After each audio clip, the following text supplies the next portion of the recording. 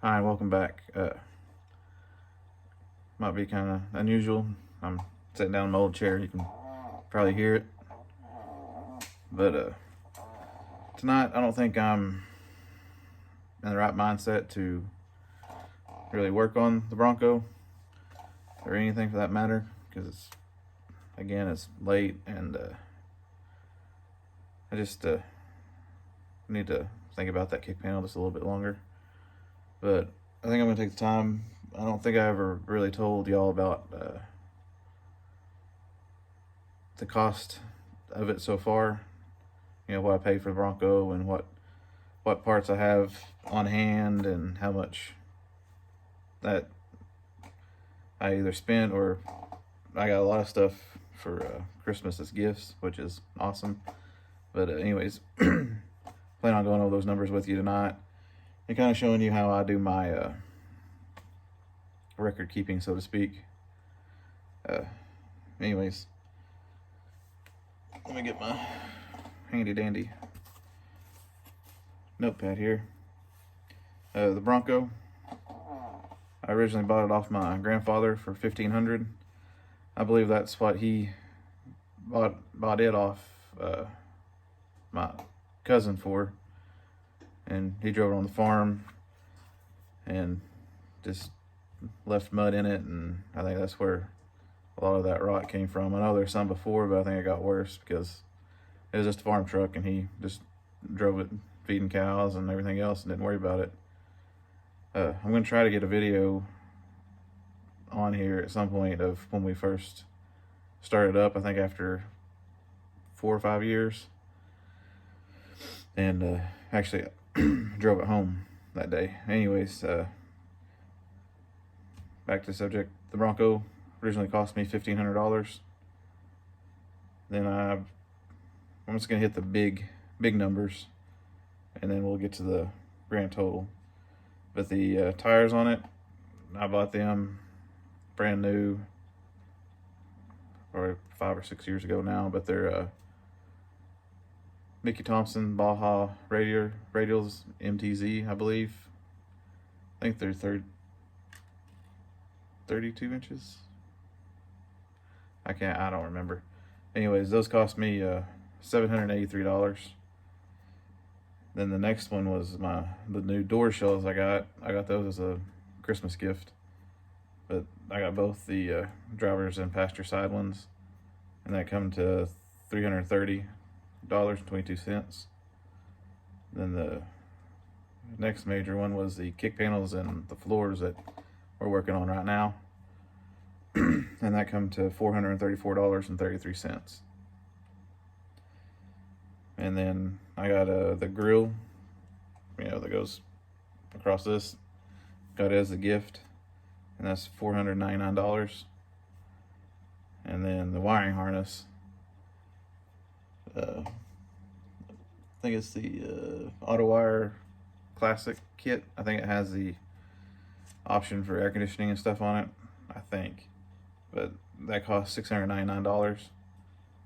And then I got a new gauge cluster, because I'm sure that one would be all right, but it's just worn out. And if I'm redoing it, then I like to have a nice looking gauge cluster. But that cost $349. And with those big numbers, I have a lot of like urethane bushings, distributor side marker lamps, light housings, and just various little odds and ends things like that when I was driving it, and just trying to make it look better and function right. I have a lot of those numbers in there, but so far it's come up to $5,237.54. That's a rough estimate. I have a better spreadsheet that it'll work. I meant to bring it tonight, but I forgot it. This is just going off of the receipts I kept in my book, and just thinking back of what stuff averaged out cost-wise. I know it's probably going to be at least 3 to 4 times more than that before it's all done. Because I think, well, I say that unless I do it myself, the paint and everything, that might be probably less. But what I don't know yet is if that engine back over here is good or not. We have a machinist here where I live, and they do really good work, and I'm going to have him check it out. But that engine has been bored 30 over, and I think it had, I don't want to say a souped up cam, but I think it had a mild cam in it too. It was pulled out of a 49 Mercury, I think. Somebody put it in there, and then the engine that in this one, I guess, blew up. I don't know, or they just wanted that engine in it. I'm not sure. But the man that, I guess my cousin, sold this to my grandpa. He had 2 more Broncos, and he sold them to a guy that lives in a town about 20 minutes away from us, and he still has them, and they're just sitting out in his yard rotting. And I thought that maybe if I get this put together, I can buy one or both of them off him and redo those eventually on this channel. But that's way far in the future. Right now we don't even have this really anything done on it yet. But anyways, it's besides the point. Engine, not sure. I mean, it had that bent push rod, so there could be something in it. Could be something wrong with the heads. I have those on my shelf. So that machine work on that may get a little expensive depending on what they have to do. And the transmission, I'm wanting to pull it completely out and put a automatic overdrive, which my grandfather I bought this off. He has I think it's a 72, I forget, 70s model Ford LTD. I think it has a 351 Windsor in it and a I think it's a C4 transmission. I'm not sure, but it's automatic transmission for that year, I guess. And he said I could have it, so I was thinking about pulling that out of that car and bringing it here and just keeping that 351 Windsor for something else, or would it be better to put it in this? I'm not sure.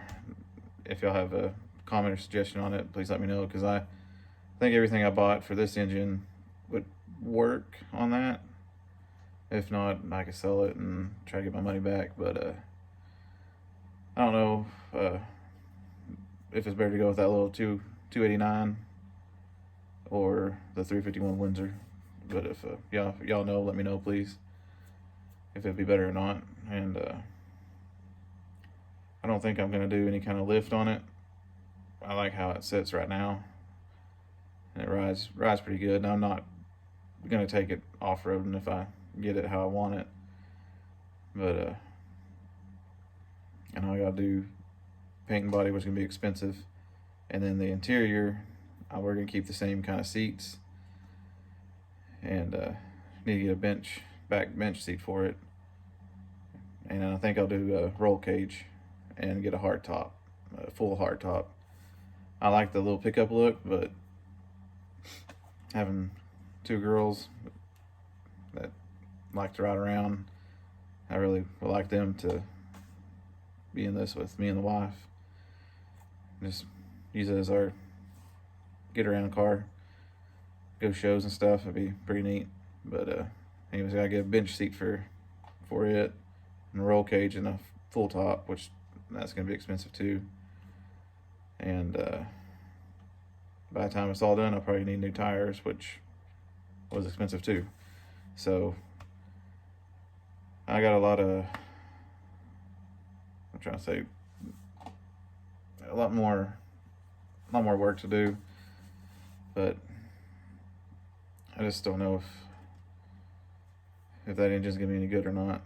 And if it's not, will that 351 be a good replacement, or should I try to find a similar engine as that or not?